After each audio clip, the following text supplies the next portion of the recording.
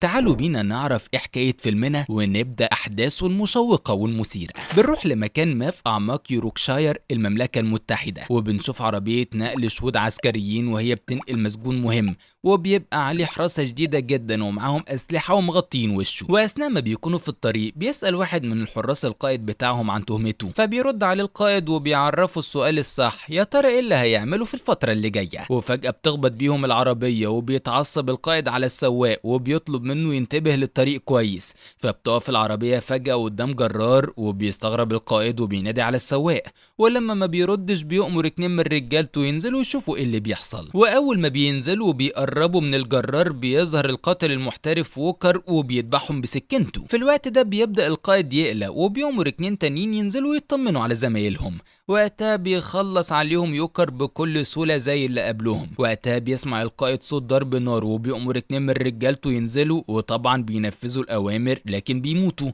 فبيضطر القائد ينزل بنفسه وبيسيب حارس واحد بس مع المتهم. وقتها بيهجم ووكر على القائد وبيطعنه بالسكينة في صدره، وبيطلع للعربية يقتل الحارس اللي مع المتهم وبيشيل القناع من على وشه عشان يتأكد انه الهدف المطلوب. وقتها بيشكروا المتهم وبيسألوا مين اللي بعتك، مايك ولا مين. في الوقت ده بيصوروا ووكر، ولما بيتأكد انه الهدف بيطلع سلاحه علشان يخلص عليه.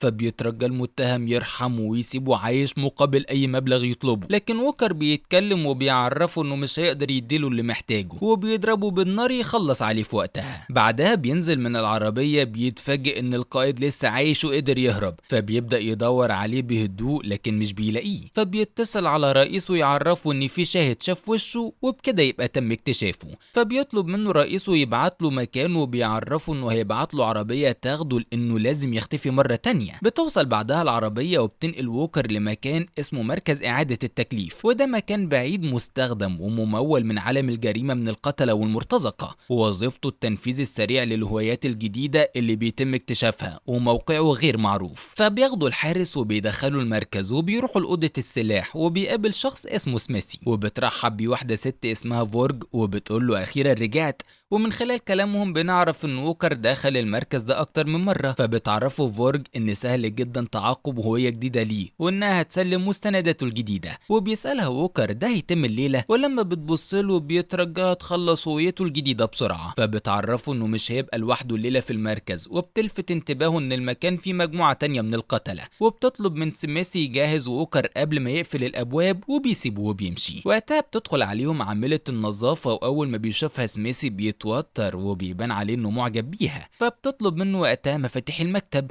وبيحاول يفتح معاها كلام، وبيقول لها اول ما الابواب تتغير وتبقى الكتروني مش هتحتاجيني. لكن العامله بتلفت انتباهه انها معجبه بيه ودايما هتبقى محتاجاه. وقتها بتقع المفاتيح من ايده وبيضحك ووكر عليه. ولما بتسيبهم وبتمشي بيلاقي ووكر بيبص له باستغراب وبينصحه يعترف لها باعجابه ليها طالما هي لفتت انتباهه. لكن سميسي بيتريق عليه وبيقول له مفروض اقبل نصيحه من شخص بيغير اسمه كل اسبوع. بعدها بياخده وبيروح على اوضه المتعلقات الشخصيه وبيطلب منه يسلم تليفونه ومحفظته. فبيعرفه انه ما ينفعش يتصل باي شخص خارج المنشاه، وعشان كده بيفهمه ان جهاز تشويش الاشاره شغال وبيأكد له ان ده لحمايتهم. وقتها بيسلموا ووكر كل حاجه معاه ما عدا سلسلته، لكن سميثي بيترجاه يسيبها وبيمدله ايده بظرف مفتوح عشان يحطها فيه. فبيضطر ووكر ينفذ كلامه وبيعرفه سميث انه هيتحبس طول الليل كالعاده عشان كل الموجودين يركزوا في شغلهم.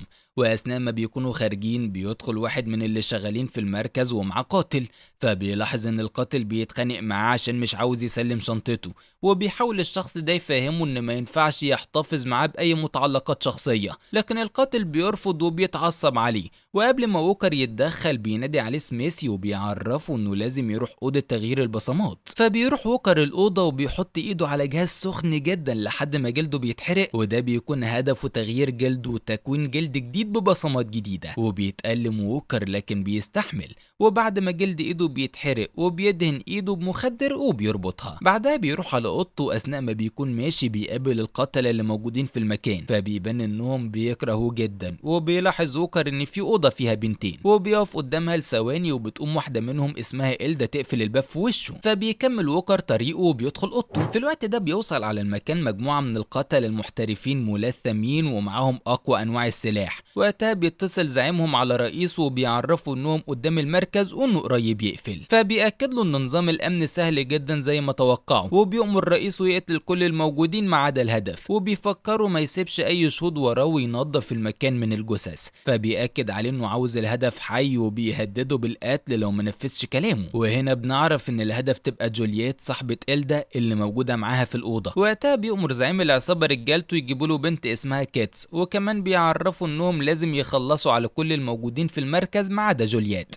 هنا بتنزل كاتس من العربية وبنعرف انها قاتلة محترفة وبتنهي اصعب المهمات باحترافية وجدارة. فبتسأل زعيم العصابة عن شكل الهدف، وقتها بيوريها صورة جولييت وبيأكد عليها تجيبها له حية. فبيبدأوا افراد العصابة يجهزوا اسلحتهم وبتقودهم كاتس للمركز. في الوقت ده بيكون ووكر بيسمع اغاني وبيحلق دقنه، فبتخرج إلدا من اوضتها، وفجأة بيلاقي ووكر بتحط له ظرف تحت الباب. فلما بيفتحه بيلاقي فيه سلسلته وبيلاقي سميسي هو اللي حطه علشان عارف بيحبها قد ايه، وبيسيبه وبيرجع لمكتبه. فبيرجع ووكر اوضته مرة تانية وبتقفل الابواب على كل القتلة، وبيروح سميسي يودع العاملة وبيحاول يعترف لها باعجابه. وقتها بتعزمه على العشاء في بيتها وبتعرفه ان عندها احداث الافلام اللي نزلت السوق، فبيوافق سميسي وبيسيبها وبيرجع مكتبه. وبتاخد العاملة عربيتها وبتخرج من المركز. هنا بتستغل كاتس الفرصة وبتحط عصاية حديد في الباب عشان يفضل مفتوح، وبتقتل حارس الامن بالنار تخلص عليه. فبتنادي على باقي فريقها عشان يدخلوا المركز وبينفذوا كلامها. في الوقت ده بتدخل إلدا أوضة الامن وبتقدر تعرف رقم أوضة ووكر وبتخرج بعدها بسرعة. وقتها بيفتح ووكر السلسلة وبنعرف ان فيها صورة بنته،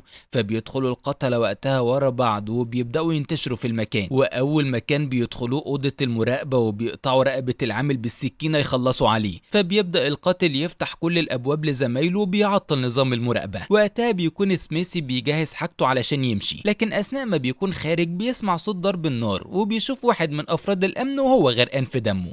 فبيدخل بسرعة يستخبى وبيشغل جرس الإنذار عشان كل الموجودين يعرفوا إن فيه هجوم على المركز. وقتها بتفتح إلدا الباب على ووكر وبتطلب منه يساعدهم، فبيبص لها ووكر وبيقول لها أنا معرفكيش، وبتأكد له إنها تعرفه وبتترجاه يساعدهم، وبتعرفه إن المركز محاصر والقتلة دول عاوزين يقتلوهم. لكن بيرفض يسمعها وبيطلب منها تخرج وتقفل الباب وراها. فبتسيبه وبتمشي وهي متعصبة منه وبتنسى تقفل الباب. وبيقوم ووكر يكمل حلاقة دقن، وفجأة بيدخل عليه واحد من القتلة وبيضرب عليه نار، فبيتصاب برصاصة في دراعه وبيطلع يجري بسرعة يستخبى في الحمام. وأول ما بيدخل القاتل الأوضة بيهجم عليه ووكر يخلص عليه، فبيربط إيده بعدها وبيلبس هدومه وبيجهز نفسه للقتال. فبياخد سلاحه وبيخرج يدور على القتلة وبيتحرك بهدوء. وبيدخل أوضة يتفاجئ بيها بجولييت ومعاها سلاح، فبيسألها بتعرفي تستخدميه، وبيتصدم لما بيلاقي جنبها إلدا بتخنق واحد من القتلة في الأرض لحد ما بتخلص عليه وبتقتله. وقتها بيتريق ووكر عليها وبيسألها هاجي في وقت تاني، فبترد عليه وبتقول له موافق تساعدنا، لكن بتتصدم انه لسه مصمم ما يساعدهمش، وبيعرفها انها سابت باب اوضته مفتوح وعرضته لضرب النار. فبتأكد له ان القتلة معاهم سلاح من احدث الانواع ولازم هم كمان يبقى معاهم سلاح عشان يقدروا يواجهوهم. وقتها بيسمعوا صوت ضرب النار وبتطلب إلدا من جولييت تستخبى، وبيقعد ووكر على السرير يستناها لحد ما تخرج تخلص على القتلة. فعلا بتخرج إلدا وهي متعصبة منه وبتبدأ تضرب نار على القتلة، وكل ما خزنت سلاحها بتفضى بترجع تملاها. ولما بتفضى مرة تانية بيهجم عليها واحد من القتلة لكن بتقدر تذبحه بسكينتها. وهنا بيهجم عليها قاتل تاني، وقبل ما يخلص عليها بيظهر ووكر وبيضربه بالنار في اللحظة الأخيرة يخلص عليه. بعدها بيرجعوا الأوضة لجولييت وبتعرفهم إلدا إنهم لازم يروحوا أوضة مخزن السلاح بسرعة. هنا بيبان على جولييت التعب وبيتصدم ووكر لما بيشوف بطنها وبيكتشف إنها حامل. فبتسأله إلدا هتتحرك معانا ولا لأ، وبتعرفه إنها مش واثقة فيه، وبتأكد لها جولييت إنهم محتاجينه. فبيخرجوا من الأوضة وبيتحركوا بهدوء في المركز. وقتها بيدخل ووكر مكان وبتتحرك إلدا وجولييت في مكان تاني، وبتطلب إلدا من جولييت تستخبى وبتكمل تأمين الطريق. فأول ما بتسمع جولييت صوت 2 من القتلة بتنزل تحت عربية تستخبى. وقتها بيشوفها ووكر وبيقف بيأمنها من بعيد. في الوقت ده بتقع ولاعة من واحد من القتلة، ولما بيوطي يجيبها بيتفاجئ بجولييت، فبيفرح جدا وقبل ما يمسكها بيضربه ووكر بالنار هو وزميله يخلص عليهم. وبتشوفوا إلدا وبتشكره. بعدها بيدخلوا لأوضة السلاح وبيخرج سميثي من مخبأه يروح نفس المكان. فبيحاول ووكر وقتها يفتح الادراج لكن بتكون مقفولة. وبالصدفة بتعرف جولييت مكان المفتاح، فبتسأله إلدا بتعمل ايه، وبيعرفها انه بيدور على مفتاح دولاب السلاح. وهنا بيدخل عليهم سميثي وبيعرفهم انهم ما ينفعش يفتحوا الدولاب، لكن بيوريهم دولاب تاني فيه اسلحة صينية وبتبقى عبارة عن سكاكين وقنابل دخان وإبر صينية مميتة. وكمان بتلاقي جولييت سلاح على هيئة صندوق، ولما بتمسكه بيخرج منه سكاكين. فبيعرفها ووكر انه شبه اجهزة الاستخبارات البريطانية. في الوقت ده بيسمعوا صوت قتلة بيقربوا من الباب، فبيستعدوا وبيستخبى سميثي تحت المكتب. وبترمي جولييت قنبلة دخان اول ما بيدخلوا الأوضة، فبتهجم إلدا ووكر على واحد من القتلة يخلصوا عليه. وبيدخل وراه مجموعة تانية من القتلة بيضربوا نار بشكل عشوائي، لكن في النهاية بيقدروا يخلصوا عليهم. فبيتصدم ووكر لما بيلاقي سميثي انصاب برصاصة في بطنه، وللأسف بيموت بين ايده وبيحزن ووكر جدا عليه. هنا بتكتشف إلدا انه اتصاب برصاصة في رجله، وبتاخده على معمل المعدات الطبية عشان تعالجه وتخرج له الرصاصة. وقتها بيكون رئيس القتلة مستني خبر قبضهم على جولييت بفارغ الصبر. فبنرجع لإلدا وهي بتخرج الرصاصة من رجل ووكر وبيتألم من شدة الوجع. وقتها بيتكلم ووكر مع جولييت وبيقول لها كل ده بسبب حملك. فبتأكد له جولييت المعلومة، وبتحكي له إلدا انها اتورطت في خطف 4 ستات من ضمنهم جولييت عشان تتاجر بيهم في الأعمال المشبوهة. وللأسف أعجب رئيسها بجولييت ورفض يبيعها للشاري، ولما عرف انها حامل قرر يخلص منهم. فبتعرفوا إلدا انها ندمانة وبتحكي له انها اتخطفت من اهلها وهي طفلة في عز النهار وسط شوارع نابولي، وعشان كده قررت تخلص البنات دول وتساعدهم. ومن خلال كلامها بنعرف ان ووكر كان بيساعد الناس لحد فترة معينة حياته كلها اتغيرت فيها. وقتها بيعرفهم ووكر انه لازم يتصل على القائد بتاعه لانه مش بيثق في اي حد غيره. وبيطلب من إلدا تروح اوضة المراقبة تلغي تنشيط جهاز تشويش الاشارة وتجيب له تليفون. فبتوافق إلدا وبتطلب منه يخلي باله من جولييت وبتسيبهم وبتتحرك. وبتخرج بسلاحها لساحة المركز تستخبى ورا عربية وبتبص على القتلة من بعيد. وقتها بيسأل ووكر جولييت عن شكل رئيسهم، فبتعرفه انه عبارة عن شر خالص ماشي على الارض، وبتسأله عن عيلته فبيعرفها انهم ميتين. وبنفهم وقتها ان مراته وبنته اتقتلوا. وبنرجع لإلدا وهي بتجمد قلبها وبتضرب نار على القتلة وبتخلص على عدد كبير منهم. ولما بتخلص خزنة سلاحها بتضطر تدخل مع واحد فيهم في قتال، وللأسف بيضربها بالسكينة في صدرها، لكن بتضغط على نفسها وبتكمل قتال لحد ما بتخلص عليه. فبتروح بسرعة تلغي تشويش الإشارة وبترجع لووكر وجولييت. فبتبدأ جولييت تعالج جرحها، وبيعرفهم ووكر انهم محتاجين تليفون ولازم يروحوا أوضة المتعلقات الشخصية عشان يقدر يجيب تليفونه. وبيقدر واحد من القتلة يهرب منها من غير ما تشوفه، وبيخرج لزعيمهم يحكي له اللي حصل. في الوقت ده بتتعصب كاتس وبتقرر تدخل تهاجم بنفسها، وبيروح معاها القاتل اللي هرب من إلدا بسلاح متعدد. في نفس الوقت بيتحرك ووكر والبنات وبيقتلوا أي قاتل يظهر في طريقهم. وقتها بتفتح كيتس للقتلة اللي موجودين في المركز أبواب أوضهم، وبتعرض عليهم ينضموا ليها مقابل مبلغ كبير وبيوافقوا. فبنرجع للقاتل وهو بيضرب نار على ووكر والبنات، وبيحاولوا انهم يتفادوا الرصاص، وبيحصل بينهم تبادل ضرب النار لحد ما خزنته بتخلص. فبيستغل ووكر الفرصة وبيضربوا بالنار في نص راسه. وبيتحركوا بعدها على الأوضة اللي فيها المتعلقات الشخصية، وهناك بيلاقوا واحد من القتلة وبيدخل ووكر معاه في قتال جامد جدا. فلما بتحاول إلدا تساعده بيضربها القاتل يفقدها الوعي، فبيمسك جولييت من رقبتها يخنقها وبيبقى عاوز يخلع لها اسنانها. وقتها بترجع إلدا للوعي وبتهجم عليه تضربه، فبيهجم ووكر عليه وبيقدر انه يخلص عليه، لكن للأسف بيفقد الوعي ونفسه بيقف. وبتحاول إلدا ترجعه للوعي بكل قوتها لحد ما بتنجح وبيشكرها. فبيتصل ووكر على رئيسه يعرفه اللي بيحصل، وبيطلب منه يبعت لهم عربيتين تاخدهم بسرعة. وبيطمنه رئيسه وبيعرفه انه هينفذ في خلال ساعة. فبتتصدم جولييت لان المدة كبيرة، وبتعرفهم إلدا انهم محتاجين ياخدوا ورقهم قبل ما يمشوا.